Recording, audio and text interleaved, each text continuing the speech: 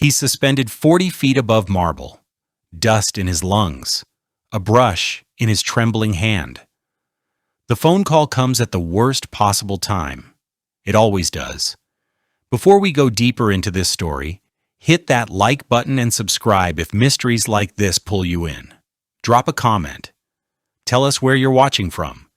These stories reach places we never expect. October 2002. Kaylin Shaw is restoring a courthouse ceiling, 28 years old, focused. The kind of work that demands silence, precision, the kind that lets you forget. His supervisor's voice cuts through the dome. "Shaw, phone. Your mother..." She says it's an emergency. His parents never call him at work, haven't called since 1988. The descent takes forever. Every foot closer to the ground tightens the knot in his stomach. He knows. Before he picks up the phone, he knows. "Kaylin, they found something." 3 words. 14 years of silence about to shatter. "The police need you to come home. It's about Ara." Ara, his sister, 15 years old in 1988, vanished on a rural road, white bicycle, Navy school jacket, blonde hair pulled back, one photograph on the mantelpiece, frozen in time, smiling, unprepared for what was waiting. What did they find? His mother's voice fractures. Federal agents raided an estate, Blackwood Manor. They arrested the owner for fraud. But during the search, they discovered something hidden. Here's where it gets strange. They need you to confirm a serial number. The bicycle, the white bicycle with gleaming silver handlebars. The one detail that never left him. The image seared into memory like a brand. Detective Miles Hanlon comes on the line. Professional, weary. "We have a positive match, Mr. Shaw. We found your sister's bicycle." After 14 years of nothing, the first tangible piece. But I haven't told you the worst part yet. Kaylin drives to Blackwood Manor the next morning. The estate looms at the end of a tree-lined driveway. Gothic revival, dark stone, leaded glass, old money, secluded privilege, government vehicles everywhere. FBI agents moving with purpose. Detective Hanlon meets him at the entrance, 50-something, weathered face, eyes that have seen too much. "Mr. Shaw, I need to prepare you. This isn't easy." They walk through opulent rooms, crystal chandeliers, antique furniture, priceless art. But the atmosphere is clinical, disturbed. Agents cataloging everything like a crime scene. They stop in the library. Hanlon presses a hidden mechanism. A bookshelf swings open. Behind it, darkness. A narrow passageway, air that tastes of mildew and something metallic. This wasn't on the original blueprints. They descend stone stairs worn smooth by time. The air grows colder. The sounds of the manor fade away. The passage opens into a subterranean wine cellar, and that's when everything changes. The walls are rough stone, arched ceiling, dust hanging in beams of artificial light, racks of bottles, stretching floor to ceiling. But Kaylin's eyes lock on the center of the room. A wooden apparatus, medieval, brutal. A pyramid-shaped point rising from a base, ropes and a harness hanging from the ceiling directly above it. "It's called a Judas cradle," Hanlon says quietly. "Historical torture device, designed to break the will." Kaylin can't breathe, can't process. Then he sees it, mounted high on the wall like a trophy. A bicycle, white, covered in dust and cobwebs, blending into the pale stone. The silver handlebars catching light, Ara's bicycle, hanging in a torture chamber. Why? The word tears out of him. Why is it here? "We don't know yet, but we're going to find out." This is where it gets dark. The forensic team found no DNA, no blood, no physical trace of Ara in that cellar, just the bicycle and that device. Silent witnesses to something unspeakable. Without physical proof, the case is in danger of being buried again. The FBI is focused on the fraud case, millions of dollars, international transactions. They can't divert resources for a cold case. Kalen realizes if he doesn't act, the answers disappear forever. He returns to the cellar that night, alone, illegal, reckless, but he's done waiting. He slips past security, finds an exterior cellar door. His restoration tools make quick work of the old lock. Inside, he examines the wall around the bicycle mount. His trained eye catches something the forensics team missed. The mortar is newer, subtly different shade, applied less expertly. The bicycle was mounted later. The wall was modified. He hears footsteps above. Agents moving on the floor directly overhead. No time. He pulls a chisel from his kit. Pries at the loose mortar. A stone comes free. Behind it, a small recess. Something glints in his flashlight beam. A locket. Tarnished silver. Intricately engraved. He recognizes it immediately. Ara wore it constantly, a gift from him, bought with money from his first summer job. Given to her weeks before she vanished. Inside, 2 faded photographs, his face, her face, smiling. The forensic sweep missed it, hidden behind stone, proof she was there. The bookshelf above him groans open. Someone's coming down. Kalen runs, slips outside, the locket cold and heavy in his hand. Here's the detail that changes everything. He takes the locket to Detective Hanlon, admits the illegal entry, faces the detective's fury. But Hanlon sees it for what it is. Leverage. The breakthrough they needed. While Hanlon mobilizes his team, Kalen digs into history. Blackwood Manor wasn't owned by Byron Jennings in 1988. The estate belonged to an organization, the Brandywine Historical Preservation Society. Sounds innocent, harmless history buffs. But the truth is anything but. Kalen tracks down Ara's best friend from high school, Mariah Vance, hesitant to relive the past. Tell me about 1988. Anything strange? Anything unusual? Mariah hesitates. There was an incident shortly before she disappeared, in history class. A substitute teacher, older, intense, obsessed with historical punishment, justifying the Salem witch trials, the methods used to extract confessions. He said they were necessary to maintain order, to purify the community. Ara challenged him, eviscerated his arguments, quoted texts, legal precedents, embarrassed him in front of the class. He looked at her with such contempt, such hatred. He told her she needed to be corrected, that her modern defiance would be her undoing. The word hangs in the air. Corrected. Kalen gets the substitute teacher records from the school. September 1988, history class. Mr. Alistair Finch, he cross-references the name with the Brandywine Society board members. There it is. Chief historian, senior board member. And then he sees another name that stops him cold. Chairman, Judge Roman Thorne. A sitting judge. Respected, powerful, connected. The conspiracy doesn't just reach high places. It lives there. Nobody saw this coming. Kalen finds private newsletters in university archives. Internal communications from the society.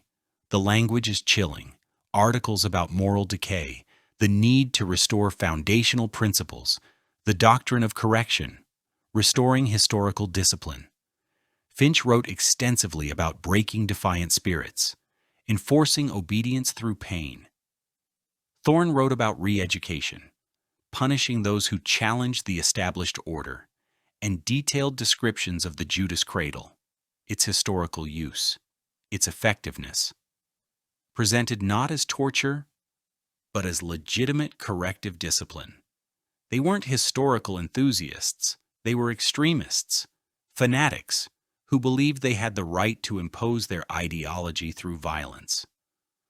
Ara was targeted because she embodied everything they despised: modern defiance, questioning authority. She challenged Finch. She sealed her fate. This part still gives me chills. Kalen confronts Finch at his austere stone house. The man opens the door before Kalen can knock. "Mr. Shaw, I've been expecting you." Inside, the house is cold, museum-like. Historical artifacts displayed like relics, ancient weapons on the walls, a shrine to the past, a rejection of the present. "What brings you to my humble abode?" "I want to talk about Ara." Finch raises an eyebrow. "A disruptive influence, defiant, undisciplined. She challenged you. You told her she needed to be corrected." Finch chuckles, dry, rasping.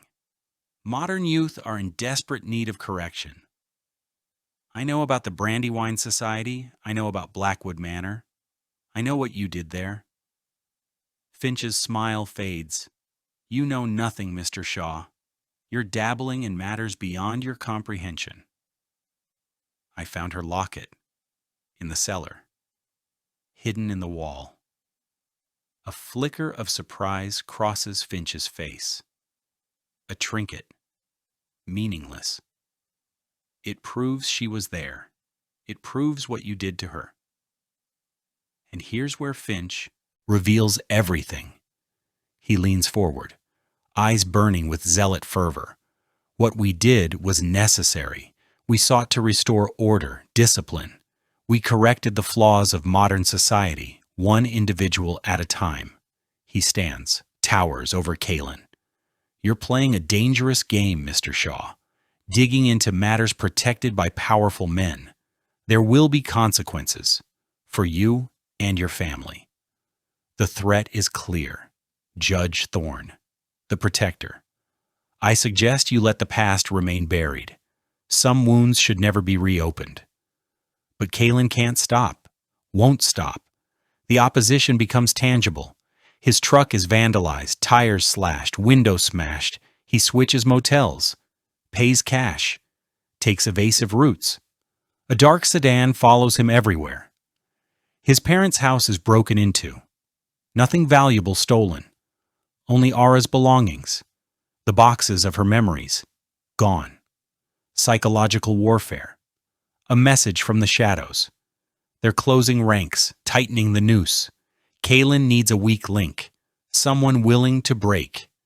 He identifies Thomas Verity, junior member of the society, peripheral player, significant financial troubles, desperate, vulnerable. Kalen corners him in a parking lot. "I know you were a member. I know about the cellar." Verity pales, hands trembling. "I can't talk to you. They'll ruin me." Kalen shows him the photograph, the Judas cradle, the bicycle. Ara Shaw. She was 15. They tortured her. They killed her. Verity stares at the image, terror in his eyes. "I didn't know. I wasn't part of the inner circle." "You knew the ideology. You knew what they were capable of." The pressure builds. Kalen applies leverage. "They're going to let you fall, Thomas. They'll blame you for everything. You'll spend your life in prison while they walk free." Verity breaks. "They called it the Historical Correction Fellowship, and they documented everything." The confession pours out. The cellar was their disciplinary chamber. Ara challenged Finch. They decided to make an example of her, staged a roadside encounter. She stopped to help. She was always helpful, always kind. They recorded everything: VHS tapes, journals, meticulous records of every session. They believed their work was righteous. They created a historical record and used it as blackmail to ensure loyalty. Where are the archives? Thorne, he's the keeper. He controls everything. And right now, he's mobilizing to destroy them. The window is closing. Kalen begins surveillance of Judge Thorne, watches him make discreet meetings, brief encounters in parking lots. One meeting is with Finch, in a park. Autumn leaves swirling, conversation intense. They're coordinating, planning the destruction. Kalen researches properties connected to Thorne, finds a decommissioned warehouse, industrial district, owned by a shell corporation, Brandywine Antiquities. This has to be it. That night, he watches the warehouse, waiting. Late evening, a dark sedan arrives. Finch emerges, enters through a side door. Minutes later, a luxury car. Thorne, both of them, together. At this location. They're here now. Kalen calls Hanlon. They're at the warehouse. Brandywine Antiquities. I'm scrambling a team, but it'll take time. Then Kalen sees it. Smoke. Thin plume rising from a ventilation pipe. Faint glow through boarded windows. They're burning it.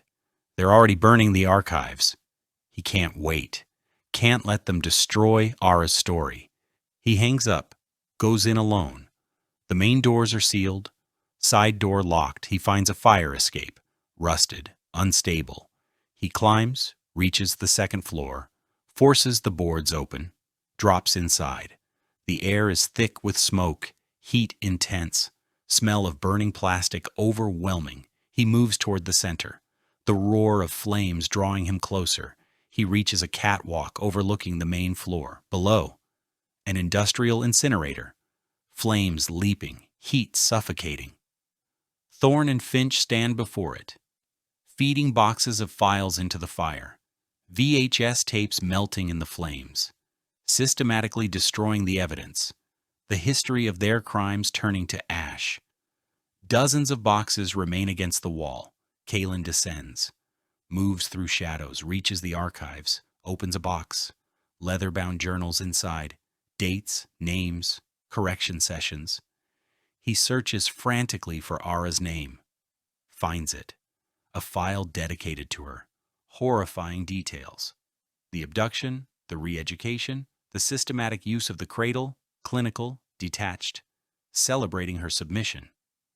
He spots a box of tapes near the incinerator, one labeled A. Shaw, Correction, 1988, Visual Proof, Undeniable Evidence. He moves to grab it. His foot strikes a metal pipe. The clang echoes through the warehouse. Finch turns, sees him, yells to Thorne. The infiltration is over. Kalen lunges for the tape. Finch tackles him hard. They crash into boxes, files scattering, violent struggle. Finch is strong, hands grappling for Kalen's throat, fighting for the Fellowship's secrets, for his legacy. Kalen fights back, fueled by 14 years of rage, fighting for Ara, for truth. Thorne ignores the fight, accelerates the burning, throwing handfuls of tapes into the flames, erasing the past, rewriting history. Kalen grabs a heavy ledger, slams it into Finch's face. The man staggers, blood pouring. Kalen scrambles toward the incinerator, confronts Thorne. The judge turns, face contorted in rage. You dare to interfere with our work? He grabs a metal pipe, swings viciously at Kalen's head. Kalen ducks. The pipe smashes into the incinerator, sparks flying. They struggle at the edge of the flames, heat scorching, smoke choking. Thorne pushes Kalen toward the fire, orange glow reflecting in the judge's eyes. Kalen fights back, manages to grab the A. Shaw tape. Plastic slick with sweat. Clutches it tightly, stuffs other tapes into his jacket. Thorne's fingers dig into his throat. Pressure building. Vision blurring. Kalen brings his knee up, connects with Thorne's groin. The judge grunts, grip loosens. Kalen twists free, gasping. Thorne recovers, advances. Metal pipe raised. Finch blocks the exit, trapped between the incinerator and the men who destroyed his family. The smoke is getting thicker, the fire spreading, the warehouse becoming an inferno. Kalen sees his opening, the catwalk, the ladder. He throws the journal at Thorne's chest, buys a moment, sprints toward the ladder. Finch grabs his arm. Kalen swings the tape at his temple. The plastic cracks against bone. Finch collapses. Kalen scrambles up the ladder. Thorne right behind, grabbing his ankle. Kalen kicks, boot connecting with Thorne's face. The judge falls backward, hits the concrete hard. Kalen reaches the catwalk, sprints toward the window. Heat rising. He looks back once, the fire consuming everything. Thorn and Finch silhouettes against the inferno, their reign of terror ending in flames. He climbs through the window, down the fire escape, hands slipping on rusted metal, reaches the ground, cold air hitting his lungs, runs to his truck, the tape clutched in his hand. He doesn't look back. He has the proof. He has the truth. And he's alive. Kalen drives straight to the state police barracks, bursts in, clothes stained with soot and blood, places the tape on Detective Hanlon's desk. They were burning it, the archives. I got this. Hanlon picks up the tape, reads the label, eyes widening. You went in alone. Kalen, that was reckless. I had no choice. They were destroying everything. They locate a VCR, connect it to a monitor, insert the tape. Static. Then the image resolves. The Blackwood wine cellar, stone walls. The Judas cradle in the center, members of the fellowship present. Faces in shadow. Thorn and Finch, younger. Expressions cold, clinical. And then Ara, terrified. Eyes wide, body trembling, but also defiant. Chin raised, gaze unwavering. The footage documents the re-education session, prolonged stress positions, psychological torture, designed to break her will. The clinical detachment of her captors, their voices muffled but unmistakable, authoritative, judgmental, righteous. The tape ends abruptly, screen dissolving into static. The silence in the room is absolute. Kalen stares at the blank screen, images burned into his memory. The truth is more horrific than he imagined, but it's also the key to justice. We have them, Hanlon says quietly. We finally have them. The tactical teams mobilize. The bureaucratic wall crumbles. Thorn and Finch are arrested at the warehouse, trying to control the fire, salvage what they can. They don't resist. They know it's over. The remaining archives are seized, damaged but intact, enough to bury them. The scope of the Historical Correction Fellowship emerges. Decades of cruelty, multiple victims, names in the journals, young people who vanished without trace, families left to grieve in silence. The investigation expands nationwide. Dispersed members tracked down, arrested, a sprawling network of extremists, hiding in plain sight, protected by power until now. Finch confesses under interrogation, the video evidence and Thorn's loss of power breaking him. He details the history, the recruitment, the indoctrination, and he reveals the final truth about Ara. She broke, the correction was successful, her will was broken. She became compliant. And then what? She served her purpose. She was disposed of. The correction was complete.